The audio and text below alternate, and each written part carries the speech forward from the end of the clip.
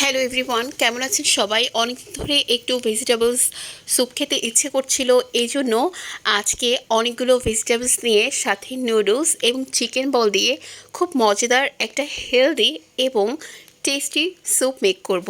যার জন্য আমি এখানে গাজর এবং কাঁচা পেঁপে নিয়ে নিয়েছি, টমেটো আছে।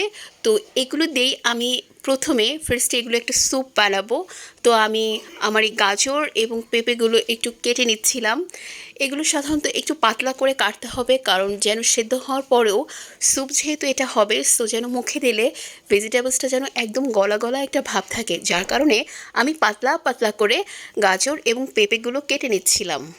এরপরে সবগুলো ভেজিটেবলস একবারে সেদ্ধ করতে হবে, একেবারে সফট হয়ে যখন যাবে তারপরে নুডলস সেদ্ধ করে দিতে হবে। এরপরে সয়া সস, গোলমরিচ, লবণ সব কিছু একবারে মিশিয়ে দিতে হবে। এই যে আমি একটা পাত্রে কর্নফ্লাওয়ার এটা গুলিয়ে মিশিয়ে দিচ্ছিলাম এবং পাশাপাশি ডিমটাও দিয়ে দিলাম। ডিমটা আপনারা চাইলে স্কিপ করতে পারেন, বাট আমি দিয়েছি, এটা একটা আলাদা একটা ভাইবস এনে দিবে। এরপরে মিট বলগুলোকে আমি গরম তেলে খুব সুন্দর করে বাদামি করে ভেজে নিব। আমি কিন্তু এই স্যুপটার ভেতরে মিট বলটা ইউজ করব, কারণ এটা একটা ফ্লেভার আলাদা করে আপনাদেরকে দিবে। তো যাই হোক, মিটবলগুলো ব্রাউন কালার হয়ে গেলে ভাজা শেষে আমি যে গরম স্যুপটা হয়ে গিয়েছিল ওটার ভেতরে আমি দিয়ে দিব এবং সবগুলো একেবারে মিশিয়ে নিব।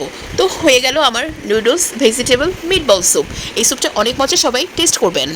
এই নুডলস ভেজিটেবলস মিটবল স্যুপটা আমি কিন্তু ঢাকায় আমার ছোটো ফুপুর বাসায় খেয়েছিলাম।